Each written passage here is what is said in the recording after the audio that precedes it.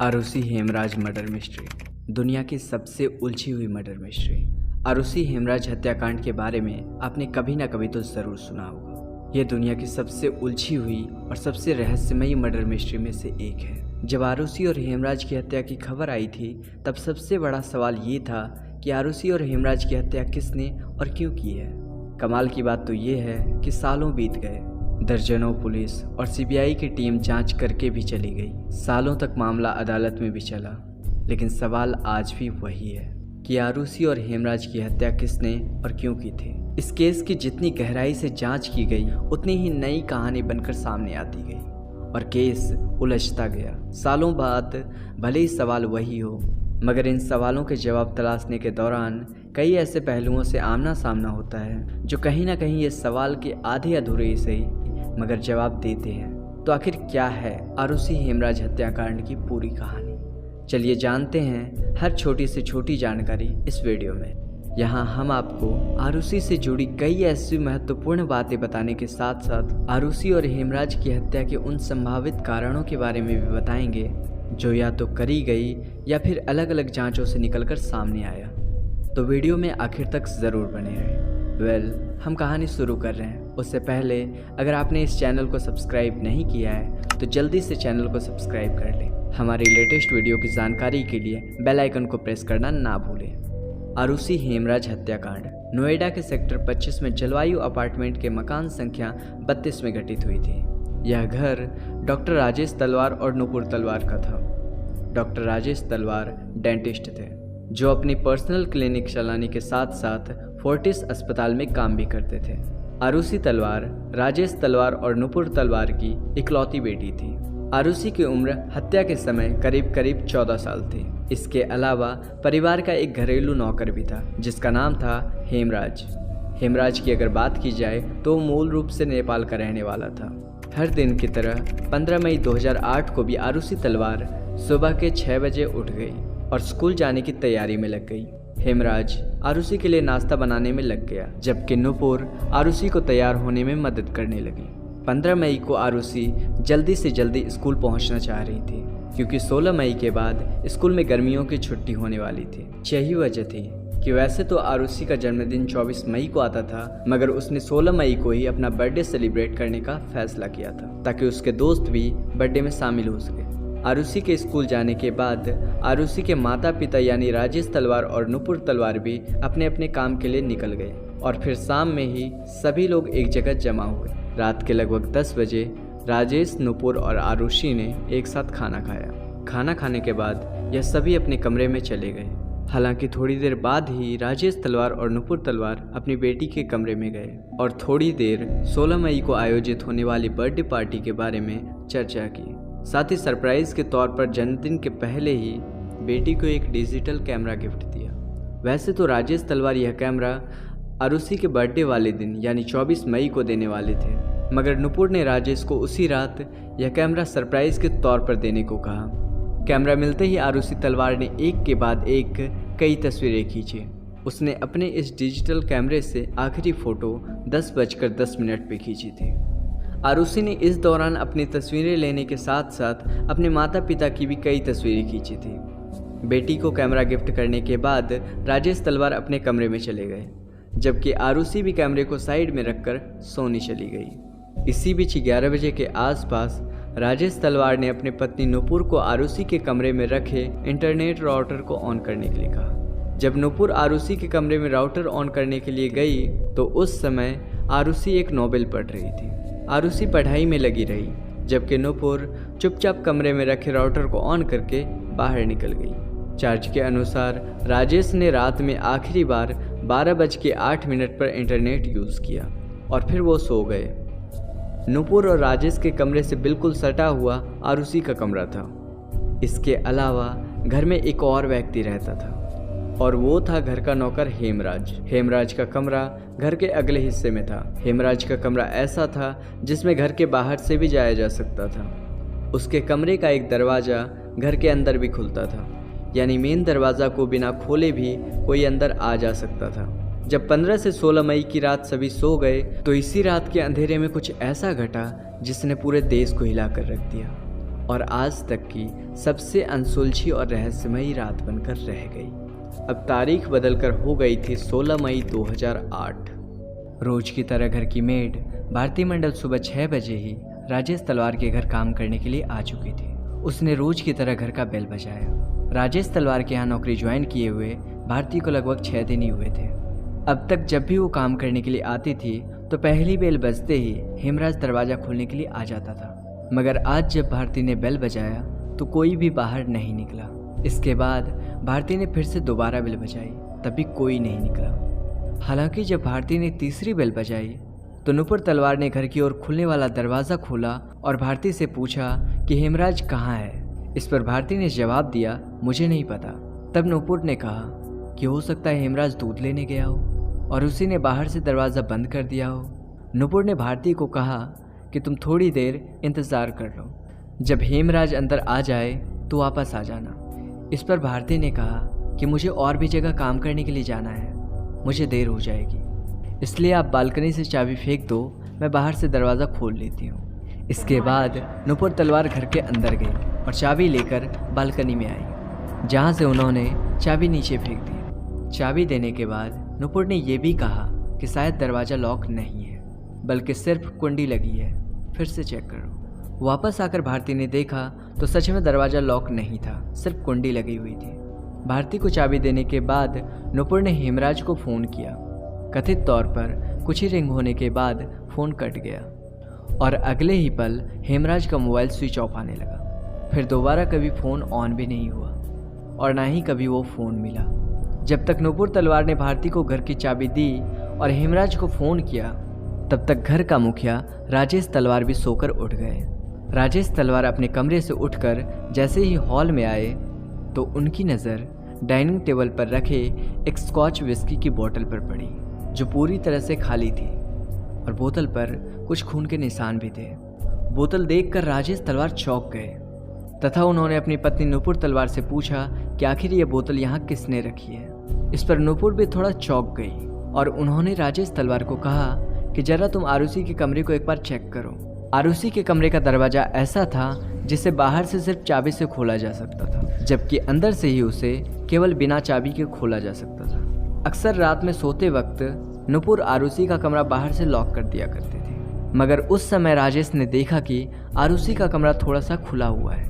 कमरा खुला देखकर राजेश तलवार जैसे ही अंदर गए, अंदर का नज़ारा देखकर राजेश तलवार के पैर के नीचे से ज़मीन खिसक गई और वो बेतहासा चीखने लगे। आरुषि के बिस्तर के चारों ओर खून ही खून था। उसका पूरा शरीर खून से लथपथ था, जबकि गर्दन पर गहरे जख्म के निशान थे। आरुषि मरी हुई वहीं पर पड़ी थी। राजेश की चीख सुनकर नुपुर तलवार भागते हुए कमरे के अंदर गई। वहाँ का नज़ारा देखकर नुपुर गहरे सदमे में चली गई और उसे समझ नहीं आ रहा था कि वो कैसे रिएक्ट करे, और उसने बिल्कुल चुप्पी साध ली। अब तक नौकरानी भारती भी दरवाज़ा खोल चुकी थी और घर के अंदर दाखिल हो चुकी थी। जैसे ही भारती घर के अंदर आई, उसे नुपुर और राजेश की रोने की आवाज़ें आई। उन दोनों को रोता हुआ देखकर भारती भी उसी कमरे की तरफ आई। भारती के कमरे में दाखिल होते ही नुपुर तलवार उससे लिपट कर रोने लगी और फिर नुपुर ने ही आरुषि के बदन पर रखे हुए कम्बल को हटाकर भारती को आरुषि का कटा हुआ गला दिखाते हुए कहा कि ये देखो क्या हो गया, हेमराज ने क्या कर दिया। फिर राजेश और नुपुर ने बताया कि हेमराज ने आरुषि की हत्या कर दी है और वो भाग गया है। भारती ने उन दोनों को शांत कराने की बहुत कोशिश की और फिर उनसे पूछा कि क्या किन्हीं को बुला कर ले आए। इस पर नुपुर ने पड़ोसियों को बुलाने की इजाज़त दे दी। इसके बाद भारती भागते हुए घर के बाहर आई तथा उसने इसी जलवायु विहार अपार्टमेंट में रहने वाले अन्य लोगों को भी आरुषि की हत्या के बारे में बताया। खबर सुनकर बाकी लोग भी कमरे में जमा हो गए। इसी बीच किसी ने जलवायु विहार अपार्टमेंट के सिक्योरिटी गार्ड वीरेंद्र सिंह को कहा कि पुलिस को फ़ोन कर दो। जब पुलिस मौके पर पहुंची तो पुलिस वालों ने देखा कि लगभग 15 लोग लिविंग रूम में खड़े थे, जबकि 5 से 6 लोग राजेश तथा नुपुर तलवार के कमरे में थे, जबकि आरुषि के कमरे में कोई नहीं था। जैसे ही पुलिस वाले वहां पर पहुंचे, राजेश तलवार ने पुलिस वालों को कहा कि घर के नौकर हेमराज ने आरुषि की हत्या की है और वो भाग गया है। अब जितनी जल्दी हो सके हेमराज को पकड़िए। जो कि हेमराज सच में गायब था, इसलिए पुलिस वालों को लगता था कि पहले हेमराज ने शराब पी, फिर शराब के नशे में आकर वो आरुषि के कमरे में चला गया, जहां उसने आरुषि के साथ ज़बरदस्ती करने की कोशिश की। जब आरुषि ने इसका विरोध किया तो हेमराज ने एक कुकरी के सहारे उसकी हत्या कर दी और फिर वो भाग गया। इस थ्योरी के आधार पर हेमराज को आरुषि का मर्डरर मानते हुए पुलिस ने हेमराज पर 20,000 रुपये इनाम भी रख दिया तथा पुलिस की एक टीम आनन फानन में हेमराज को पकड़ने के लिए नेपाल में उसके गांव के लिए भी निकल गई। इधर पुलिस की दूसरी टीम ने लाश को अपने कब्जे में ले लिया और आरुषि के शव को लगभग 8:30 बजे पोस्टमार्टम के लिए ले जाया गया।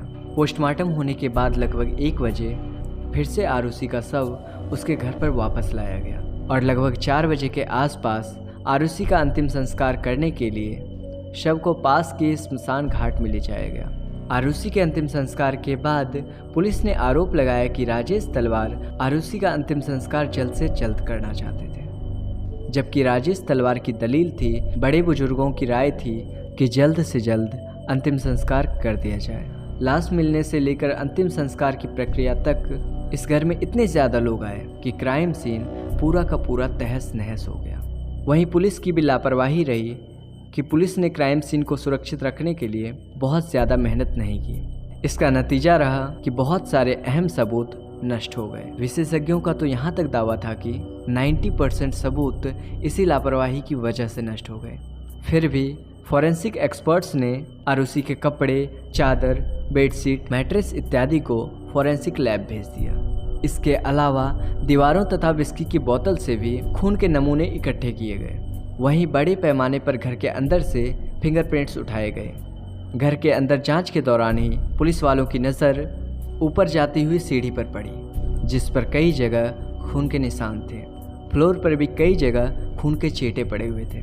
इन खून के धब्बों का पीछा करते हुए पुलिस वाले ऊपर की तरफ बढ़ते गए तो उन्होंने देखा कि छत की तरफ जाने वाला दरवाज़ा बंद है। इस पर एक पुलिस वाले ने राजेश तलवार से छत पर लगे दरवाजे की चाबी मांगी। इस पर बकौल पुलिस राजेश तलवार तुरंत घर के अंदर चले गए और काफ़ी देर तक वो अपने कमरे से बाहर ही नहीं निकले। जब पुलिस वालों ने दोबारा छत की चाबी मांगी तो राजेश तलवार पुलिस वालों पर ही भड़क गए और कहने लगे कि आप यहाँ छत पर जाने में समय बर्बाद कर रहे हैं। उधर कातिल तब तक कहीं भाग जाएगा, आप जाकर पहले उसको पकड़िए। राजेश की ये बातें सुनकर वहाँ मौजूद पुलिस वालों ने छत पर जाने का इरादा बदल दिया और हेमराज को खोजने की कोशिश में काफ़ी तेज हो गए।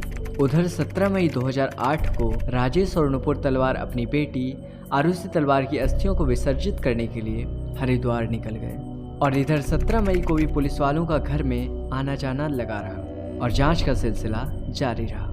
इसी बीच घर में एक रिटायर्ड पुलिस ऑफिसर के गौतम आए। वो क्राइम सीन का मुआयना करने के लिए जांच में शामिल एक पुलिस वाले की रिक्वेस्ट पर आए थे। जब के गौतम ने भी छत की तरफ जाने वाली सीढ़ी पर खून के धब्बे देखे तो उन्होंने भी छत की चाबी खोजी।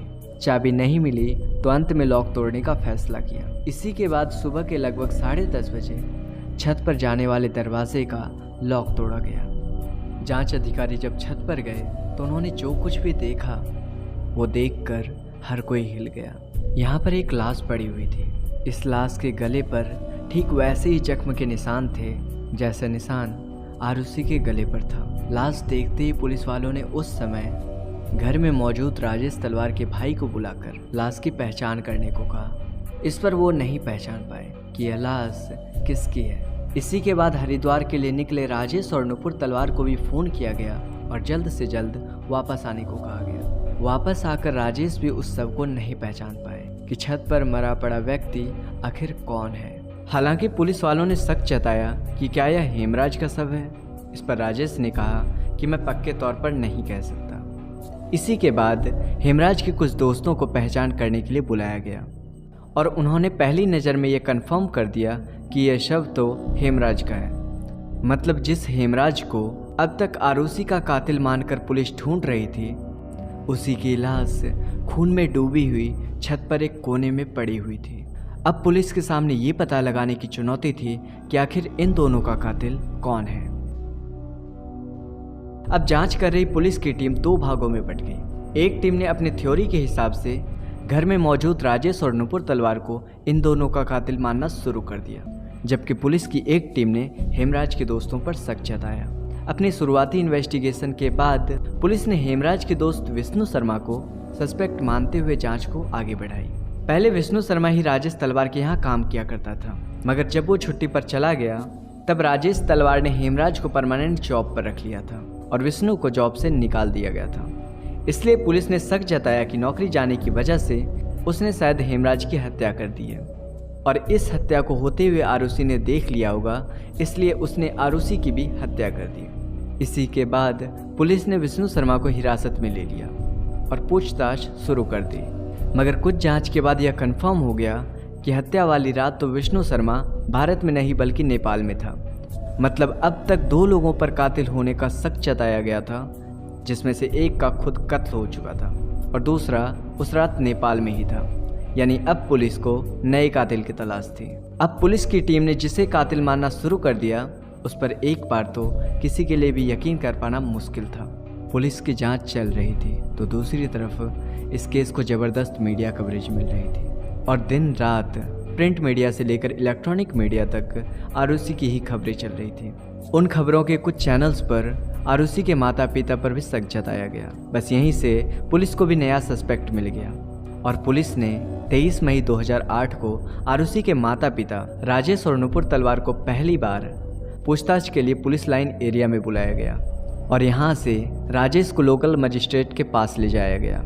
फिर वहाँ से उन्हें गिरफ्तार करके डासना जेल भेज दिया गया। इसी के बाद पुलिस ने आरुषि हेमराज हत्याकांड के सिलसिले में पहली बार प्रेस कॉन्फ्रेंस की और इसमें एक खुलासा भी किया, या फिर कहें कि दावा किया, जिसे सुनकर हर कोई हैरान रह गया। Inspector general of police Gurudarshan Singh ने 23 मई को दावा किया कि पूछताछ में यह खुलासा हुआ है कि राजेश तलवार का extra marital affair Anita Durrani के साथ चल रहा था। इस बात की जानकारी आरुषि के एक दोस्त अनमोल ने दी थी। इस बात पर आरुषि अपने पिता से नाराज़ हो गई थी और उसने इस पर ऑब्जेक्शन किया था। पुलिस के मुताबिक आरुषि के पिता के एक्स्ट्रा अफेयर का आरुषि पर काफ़ी बुरा असर हुआ और उसने खुद को घर में कैद कर लिया, यहाँ तक कि वो कथित तौर पर हेमराज के साथ सेक्सुअल रिलेशनशिप में आई। इसी के बाद 15 मई 2008 की रात जब राजेश तलवार सोने चले गए तब आरुषि के कमरे में हेमराज आ गया। जब दोनों संबंध बना रहे थे तभी राजेश तलवार किसी काम से कमरे से निकलकर बाहर आए तो उन्होंने आरुषि का कमरा थोड़ा खुला हुआ देखा।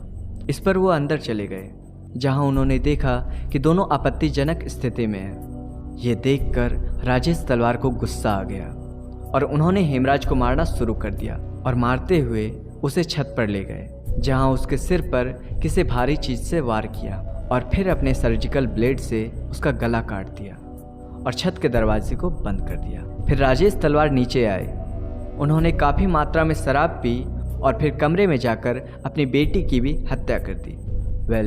ये शब्द हमारे नहीं है, बल्कि यह दावा पहली बार पुलिस की ओर से ही किया गया था। इस बयान पर आरुषि के चरित्र हनन होने का आरोप लगने लगा और पुलिस की बहुत ज़्यादा खिंचाई होने लगी। इसी के बाद पुलिस वालों ने अपना बयान बदलते हुए यह दावा किया कि आरुषि को उसके पिता के एक्स्ट्रा मैरिटल अफेयर के बारे में पता चल गया था तथा वो अपने पिता को ब्लैकमेल करने लगी थी, जिससे राजेश तलवार को गुस्सा आ गया और उन्होंने गुस्से में आकर आरुषि की हत्या कर दी। राजेश को ऐसा करते हुए हेमराज ने देख लिया था। बस उसी गवाह को मिटाने के लिए राजेश ने हेमराज की भी हत्या कर दी। पुलिस ने यह भी आरोप लगाया कि दोनों की हत्या करने के बाद सबूत मिटाने में राजेश तलवार की पत्नी नुपुर तलवार ने भी अपने पति का साथ दिया। इसी के बाद जांच आगे बढ़ती रही। मामले की गर्माहट को देखते हुए केस 1 जून 2008 को सीबीआई को सौंप दिया गया। सीबीआई ने जैसे ही केस को हाथ में लिया, जांच का रुख ही बदल गया। शुरुआत में ही जांच के दौरान सीबीआई को कुछ ऐसे क्लू मिले जिससे उनका शक अब राजेश तथा नुपुर तलवार को हटाकर राजेश तलवार की क्लिनिक पर काम करने वाले कृष्णा थडरई पर चला गया।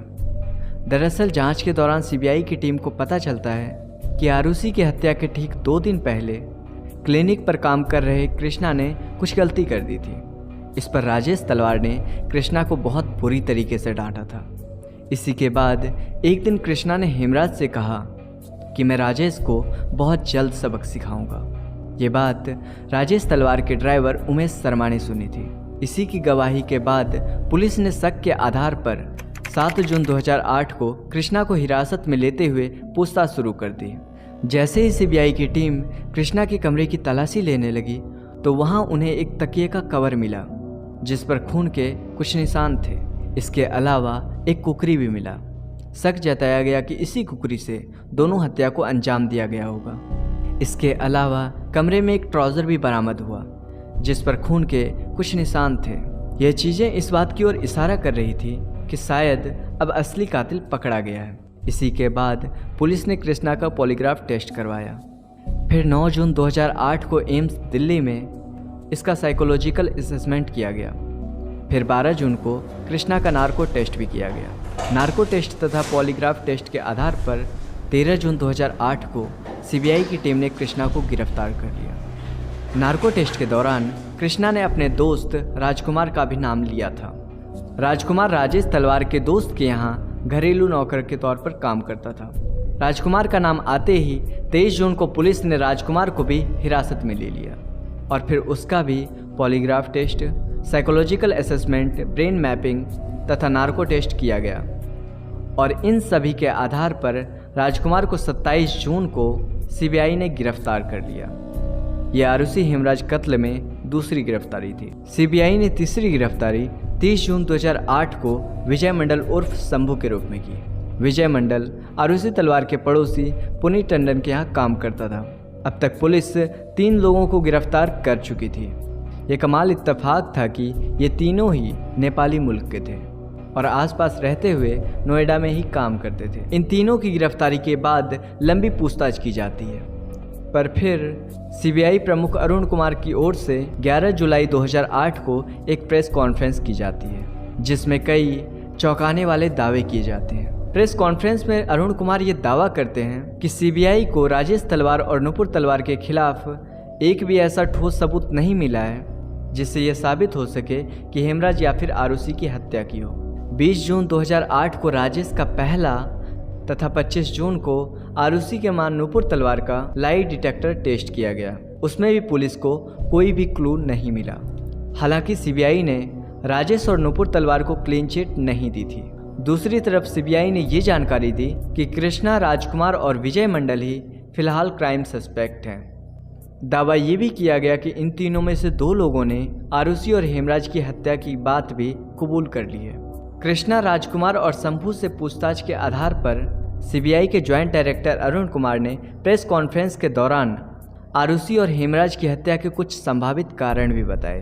हत्या के प्राइम सस्पेक्ट में से एक राजकुमार के पॉलीग्राफ टेस्ट और नार्को टेस्ट के मुताबिक हत्या वाली रात यानी 15 मई 2018 को हेमराज ने राजकुमार और विजय मंडल को अपने कमरे में पार्टी के लिए बुलाया था। यहाँ चारों बैठकर शराब पीने लगे। यहीं पर एक बार फिर से कृष्णा ने राजेश तलवार द्वारा की गई बेइज्जती के बारे में भी बात की और कहा कि मैं इस बात का बदला राजेश तलवार से ज़रूर लूँगा। राजकुमार के बयान के मुताबिक जब कृष्णा राजेश तलवार के खिलाफ ये बातें कर रहा था तो ये सभी बातें आरुषि ने सुन ली और आरुषि ने उन लोगों से कहा कि मैं इस बारे में अपने पिता से तुम्हारी शिकायत करूँगी। इस पर कृष्णा को गुस्सा आ गया और उसने अपने पास रखी कुकरी निकाली और आरुषि के कमरे में जाकर उसकी हत्या कर दी। आरुषि की हत्या करने के बाद कृष्णा भागने लगा। इस पर हेमराज ने उसे पकड़ने की कोशिश की। इस पर कृष्णा का साथ देने के लिए राजकुमार भी उसके साथ में आ गया और दोनों खींचते हुए हेमराज को छत पर ले गए और फिर वहाँ हेमराज की हत्या कर दी और छत से लगे दरवाजे को बंद करके छत से ही भाग गए। हत्या के दूसरे क्राइम सस्पेक्ट कृष्णा के मुताबिक शराब पीने के बाद कृष्णा और राजकुमार एक साथ आरुषि के कमरे में दाखिल हुए। यहाँ राजकुमार ने आरुषि के साथ गलत हरकत करने की कोशिश की। आरुषि ने अपने बचाव में हाथ पर चलाना शुरू कर दिया। इस पर कृष्णा ने अपनी कुकरी निकाली और आरुषि की हत्या कर दी। इन दोनों को यह सब कुछ करते हुए हेमराज ने देख लिया था, इसलिए कृष्णा और राजकुमार हेमराज को खींचकर छत पर ले गए और फिर वहीं उसकी हत्या कर दी। ये तो कृष्णा का पहला वाला बयान था। जब दोबारा उसका नार्को टेस्ट किया गया तो कृष्णा के दूसरे बयान के मुताबिक शराब पीने के बाद राजकुमार और विजय मंडल आरुषि के कमरे में चले गए, जहां इन दोनों ने आरुषि के साथ ज़बरदस्ती करने की कोशिश की। जब आरुषि ने इसका विरोध किया तो शंभू मंडल ने सीधे आरुषि के सर पर जोरदार वार किया। इसके बाद राजकुमार ने कुकरी से आरुषि की हत्या कर दी। इसके बाद कृष्णा, राजकुमार और विजय मंडल तीनों मिलकर हेमराज को अपने साथ लेकर छत पर गए और वहाँ उसे भी मारकर भाग गए। जब तीसरी बार कृष्णा से पूछताछ की गई तो उसके खुलासे के मुताबिक सबसे पहले राजकुमार आरुषि के कमरे की तरफ बढ़ा और उसके पीछे पीछे कृष्णा और विजय मंडल भी गए। राजकुमार ने पहले आरुषि के साथ गलत हरकत करने की कोशिश की। जब आरुषि ने इसका विरोध किया तो कृष्णा ने अपने पास रखी कुकरी निकाली और आरुषि का गला रेत दिया। और कृष्णा को ये सब कुछ करते हुए हेमराज ने देख लिया और वो कहने लगा कि मैं इसके बारे में राजेश तलवार को सब कुछ बता दूंगा। इस पर हेमराज को लेकर वो तीनों छत पर चले गए, जहां पर उसकी हत्या करने के बाद वो सभी भाग गए। इसी खुलासे के बाद 12 जुलाई 2008 को राजेश को बेल हो गई तथा उन्हें लगभग 50 दिन बाद जेल से रिहा कर दिया गया। दूसरी तरफ राजकुमार, कृष्णा और विजय मंडल के खिलाफ जांच आगे बढ़ाई गई। सीबीआई की टीम ने तीनों नौकरों को कातिल मानते हुए जांच आगे बढ़ाई। आगे की जांच में कृष्णा के मकान मालिक के जौहरी ने गवाही दी कि 15 मई की रात को कृष्णा उनके घर पर ही था। रात में भी कई बार उन्होंने उसे देखा था। दूसरी तरफ से हत्या के दूसरे क्राइम सस्पेक्ट विजय मंडल के मालिक पुनीत टंडन ने जांच कर रही टीम के सामने गवाही दी कि उन्होंने भी विजय मंडल उर्फ शंभू को 15 मई की रात अपने घर पर ही देखा था और वो कहीं बाहर भी नहीं निकला था। तीसरे क्राइम सस्पेक्ट राजकुमार के एम्प्लॉयर अनीता दुर्रानी ने गवाही दी कि राजकुमार 15 मई की रात को लगभग 12:30 बजे तक उनके घर के अंदर ही था। जलवायु विहार अपार्टमेंट में कम से कम उस रात 6 गार्ड तैनात थे। गार्ड में से किसी ने भी इस बात की पुष्टि नहीं की कि उस रात राजकुमार, कृष्णा या विजय मंडल में से कोई भी उस अपार्टमेंट में दाखिल हुआ था। इतना ही नहीं, जब जांच आगे बढ़ी तो पता चला कि इन तीनों में से किसी के भी डीएनए राजेश तलवार के घर से बरामद की गई चीज़ों से मैच नहीं हुए। इतना ही नहीं, इन तीनों के फिंगरप्रिंट्स भी राजेश तलवार के घर में से कहीं नहीं मिले। इसके अलावा सीबीआई की टीम ने कृष्णा के पास से जो कुकरी रिकवर्ड की थी और उस पर जो खून के निशान होने का दावा किया गया था वो किसी इंसान का था ही नहीं। मामला जब और आगे बढ़ा तो दावा किया गया कि सीबीआई की टीम ने जोर जबरदस्ती करते हुए इन तीनों नौकरों को आरुषि और हेमराज की हत्या की बात कबूल करने पर मजबूर किया था। नार्को टेस्ट में जो भी बातें इन तीनों ने कही थी, कथित तौर पर वो सभी कहानी इन तीनों के दिमाग में पहले से बैठाई गई थी। अभी जांच चल ही रही थी कि सितंबर 2008 में अब तक आरुषि हेमराज हत्याकांड की जांच कर रही सीबीआई की टीम को हटाकर इस केस की जांच सीबीआई की नई टीम के हाथों में दे दी गई। सीबीआई की पुरानी टीम जिन तीनों को अब तक प्राइम सस्पेक्ट मानते हुए जांच कर रही थी, उन तीनों को सितंबर 2008 में सबूत की कमी होने की वजह से रिहा कर दिया गया। जेल से छूटने के बाद प्राइम सस्पेक्ट में से एक विजय मंडल ने यह दावा किया कि सीबीआई की टीम ने उन्हें दिमागी और शारीरिक तौर पर काफ़ी टॉर्चर किया था। सीबीआई की नई टीम का गठन एसपी नीलम किशोर के नेतृत्व में किया गया था तथा एडिशनल एसपी एजीएम कॉल को इन्वेस्टिगेटिंग ऑफिसर बनाया गया। सीबीआई की नई टीम ने फिर से नए सिरे से जांच करनी शुरू कर दी और पूछताछ की शुरुआत आरुषि की पोस्टमार्टम करने वाली डॉक्टरों की टीम से की। पूछताछ के दौरान डॉक्टर सुनील दोहरा तथा नरेश राज ने नया खुलासा करते हुए कहा कि आरुषि के पोस्टमार्टम के दौरान उन्होंने देखा कि आरुषि के हाइमेन क्षतिग्रस्त थे तथा ऐसा लग रहा था कि आरुषि के मरने के बाद उसके प्राइवेट पार्ट्स को काफ़ी अच्छे तरीके से साफ किया गया था। दूसरी तरफ डॉक्टर नरेश राज ने सीबीआई के सामने गवाही दी कि हेमराज के सूजे हुए प्राइवेट पार्ट इस बात की ओर इशारा करते थे कि अंतिम समय में हेमराज सेक्सुअल इंटरकोर्स में शामिल था। फिर अक्टूबर 2009 में क्राइम सीन को फिर से रिक्रिएट किया गया और सीबीआई की नई टीम ने दावा किया कि आरुषि के कमरे की जो हालत लोगों ने हत्या के बाद देखी थी, दरअसल वो बनाई गई थी। यानी हत्या के बाद चीज़ों को अपने हिसाब से सही किया गया और फिर लोगों को आरुषि की हत्या की खबर दी गई।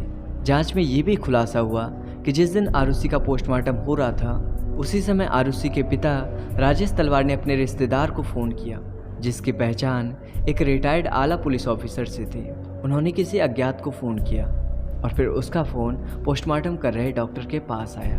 कथित तौर पर यह दावा किया गया कि ये फ़ोन कॉल डॉक्टर राजेश तलवार के डॉक्टरों के पास पोस्टमार्टम रिपोर्ट में कहीं भी आरुषि के रेप होने की बात या फिर प्राइवेट पार्ट में सीमन मिलने की बात का जिक्र पोस्टमार्टम में ना करने के लिए करवाया था। सीबीआई की नई टीम ने आरुषि तलवार के सर पर लगे चोट को एनालिसिस करते हुए अंदाज़ा लगाया कि यह चोट हो ना हो गोल्फ क्लब से की गई है, क्योंकि इंजरी एक ट्रायंगुलर शेप में था। जांच के दौरान पुलिस ने राजेश तलवार के घर से गोल्फ क्लब का पूरा सेट भी बरामद किया, जिसमें सीबीआई की ओर से दावा किया गया था कि गोल्फ क्लब नंबर 5 से आरुषि तथा हेमराज के सिर पर वार किया गया है, जिससे उसकी मौत हुई।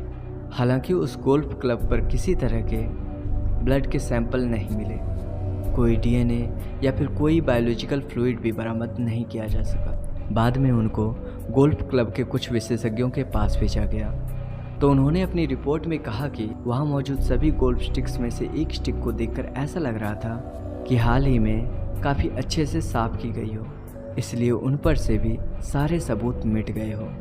इसके बाद सीबीआई ने अपनी जांच आगे बढ़ाई और 18 से 19 मई के बीच 2010 में एक बार फिर से राजेश तलवार को पूछताछ के लिए बुलाया गया। सभी पूछताछ तथा लंबी जांच के बाद भी सीबीआई टीम को कोई भी पुख्ता सबूत नहीं मिले। इसी के आधार पर 29 दिसंबर 2010 को कोर्ट में इस केस को बंद करने के लिए क्लोजर फाइल कर दिया। हालांकि इस रिपोर्ट में राजेश तलवार पर आरुषि और हेमराज की हत्या का शक जताया, जबकि नौकरों को रिपोर्ट में बेगुनाह बताया गया। अपनी क्लोजिंग रिपोर्ट में सीबीआई ने कहा कि इस बात के कोई सबूत नहीं मिले कि हेमराज का कत्ल आरुषि के कमरे में हुआ था। हेमराज के ब्लड सैंपल भी कहीं भी आरुषि के कमरे में नहीं मिला। इसके अलावा राजेश या नुपुर के कपड़ों से भी हेमराज के सैंपल नहीं मिले। सीबीआई टीम को हत्या में इस्तेमाल किए गए हथियार भी नहीं मिले। हालांकि रिपोर्ट में सीबीआई ने दावा किया कि जैसा कट आरुषि और हेमराज के गले पर था, उसे देखते हुए ऐसा लग रहा था कि किसी प्रोफेशनल ने सर्जिकल ब्लेड से ही किया है। चूँकि डॉक्टर राजेश तलवार और नुपुर डॉक्टर थे, ऐसे में संभावना जताई गई कि उन्होंने सर्जिकल ब्लेड से इन दोनों का गला काटा है। राजेश और नुपुर की बेगुनाही की सबसे बड़ी वजह यह भी रही कि किचन में जो शराब की बोतल रखी गई थी, उस पर जो फिंगरप्रिंट्स मिले थे और जो खून के निशान उस बोतल पर थे, ना तो पहले के 3 प्राइम सस्पेक्ट में से मैच हुए और ना ही राजेश और नुपुर के सैंपल से मैच हुए। इसके अलावा पूरे केस में हत्या के क्लियर कट मोटिव का भी पता नहीं चल पाया। इन सभी के आधार पर सीबीआई ने कोर्ट में इस केस को बंद करने की अपील की। केस बंद करने की बात तो ठीक थी, मगर इस क्लोजिंग रिपोर्ट में राजेश पर जो उंगली उठाई गई थी, उससे राजेश तलवार खुश नहीं थे और वह खुद पर की गई सीबीआई की टिप्पणी के खिलाफ कोर्ट पहुंच गए। राजेश तलवार को ये कदम कुछ हद तक उनके लिए आत्मघाती साबित हुआ, क्योंकि वो कोर्ट में बेगुनाह साबित होने के लिए गए थे, मगर वहाँ वो उल्टा फंस गए और एक बार फिर से केस की जांच शुरू हुई। कोर्ट ने क्लोजर रिपोर्ट को चार्जशीट में बदल दिया। कोर्ट ने क्लोजर रिपोर्ट को चार्जशीट में बदलकर राजेश और नुपुर पर ही मामला दर्ज करते हुए फिर से जांच करने का आदेश दिया। कोर्ट का मानना था कि राजेश और नुपुर तलवार पर मामला दर्ज करने के लिए पर्याप्त सबूत है। अब इस नई जांच के बाद सीबीआई के नए एडिशनल एसपी एजीएम कॉल ने आरुषि हेमराज हत्या की नई थ्योरी पेश की। सीबीआई के मुताबिक 15 से 16 मई की रात राजेश तलवार अपने कमरे में सो रहे थे, तो उन्हें कुछ आवाज़ सुनाई दी। आवाज़ सुनकर वो अपने कमरे से बाहर आए और हेमराज के कमरे की तरफ गए। वहाँ उन्होंने देखा कि कमरे में कोई नहीं है। फिर उन्होंने ध्यान दिया तो उन्हें एहसास हुआ कि आवाज़ तो आरुषि के कमरे से आ रही है। इसी के बाद उन्होंने हेमराज के कमरे में रखे एक गोल्फ स्टिक को अपने हाथ में लिया और दौड़ते हुए आरुषि के कमरे में पहुंचे। यहाँ उन्होंने देखा कि आरुषि और हेमराज एक साथ बिस्तर पर हैं। सीबीआई ने उसे ऑब्जेक्शनेबल पोजीशन के तौर पर डिस्क्राइब किया। हेमराज और आरुषि को इस हालत में देखकर राजेश तलवार बहुत ज़्यादा गुस्से में आ गए और उन्होंने पूरी ताकत से गोल्फ स्टिक हेमराज के सर पर दे मारा। पहली बार लगते ही हेमराज लड़खड़ा गया। अगले ही पल जब राजेश तलवार ने दूसरी बार गोल्फ स्टिक चलाई, तब तक हेमराज वहाँ से नीचे गिर गया और वो स्टिक गलती से आरुषि के सर पर जा लगी, क्योंकि दोनों के ही सर पर काफ़ी तेज वार किया गया था। इसलिए चोट लगते ही दोनों की ही जान चली गई। इसी हो हल्ले के बीच बगल के कमरे में सो रही नुपुर तलवार भी जग गई और वो भी कमरे से निकलकर भागती हुई आरुषि के कमरे में आई। यहाँ उन्होंने देखा कि आरुषि और हेमराज मर गए हैं। यहाँ पर नुपुर के पास कोई ऑप्शन नहीं था, इसलिए उन्होंने अब पति के साथ मिलकर पहले हेमराज के शव को एक चादर में लपेटा और ले जाकर छत पर रख दिया। यहीं पर हेमराज के गले को सर्जिकल ब्लेड से काट दिया और छत के दरवाजे को लॉक कर दिया। इसके बाद फिर वो नीचे आए, जहां उन्होंने आरुषि के गले को भी काट दिया और फिर कथित तौर पर आरुषि की मां नुपुर ने आरुषि के प्राइवेट पार्ट्स को अच्छे से साफ किया और फिर राजेश ने आरुषि के गले को भी काट दिया ताकि इसे हत्या का रूप दिया जा सके। इसके बाद राजेश और नुपुर ने मिलकर खून के निशान को वहां से मिटाना शुरू कर दिया। साथ ही हत्या में इस्तेमाल किए गए गोल्फ स्टिक को भी छुपाया और सभी संभावित सबूत को भी वहां से मिटा दिया। इसके बाद फिर राजेश तलवार अपने कमरे से बाहर निकल कर आए और घर में दाखिल होने वाले दरवाजे को बाहर से लॉक कर दिया और वहां से हेमराज के कमरे से होते हुए फिर से घर के अंदर चले गए ताकि सुबह यह बताया जा सके कि किसी ने दरवाज़ा बाहर से लॉक कर दिया है। इसके बाद फिर राजेश तलवार ने घर में रखी स्कॉच विस्की पी और सुबह होने का इंतज़ार करने लगे। फिर सुबह हुई और घर में मेड आई और यहीं से सब कुछ प्लान के मुताबिक आगे बढ़ता गया। सीबीआई की नई थ्योरी और पेश किए गए सर्कमस्टेंशियल सबूत को कोर्ट ने सही मानते हुए 25 नवंबर 2013 को राजेश और नुपुर तलवार को आरुषि तथा हेमराज की हत्या का दोषी करार दिया। इसके अलावा इन दोनों को सबूत से छेड़छाड़ करने, जांच को गलत दिशा में ले जाने तथा गलत एफआईआर दर्ज कराने का भी दोषी पाया गया। दोषी करार दिए जाने के बाद 26 मई 2013 को आरुषि और हेमराज की हत्या के जुर्म में राजेश तलवार और उसकी पत्नी नुपुर तलवार को कोर्ट की ओर से उम्र कैद की सजा सुनाई गई। कुछ महीने जेल में गुजारने के बाद जनवरी 2014 में राजेश और नुपुर तलवार ने निचली अदालत के फैसले के खिलाफ इलाहाबाद के हाई कोर्ट में अपील कर दी। 12 अक्टूबर 2017 को इलाहाबाद हाई कोर्ट ने निचली अदालत के फैसले को पलटते हुए राजेश और नुपुर तलवार को आरुषि और हेमराज की हत्या के आरोप से मुक्त करते हुए जेल से रिहा कर दिया। इलाहाबाद हाई कोर्ट ने सीबीआई को फटकार लगाते हुए कहा कि सीबीआई सही तरीके से जांच करने में असफल रही है तथा अपने द्वारा गढ़ी गई थ्योरी के आधार पर राजेश और नुपुर तलवार को दोषी करार दे दिया।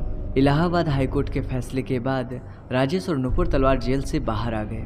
वैसे 8 मार्च 2018 को इलाहाबाद हाईकोर्ट के फैसले को सीबीआई ने सुप्रीम कोर्ट में चुनौती दे दी है। 10 अगस्त 2018 को सुप्रीम कोर्ट ने इस केस की सुनवाई के लिए मंजूरी दे दी है और मामला अब सुप्रीम कोर्ट में विचाराधीन है।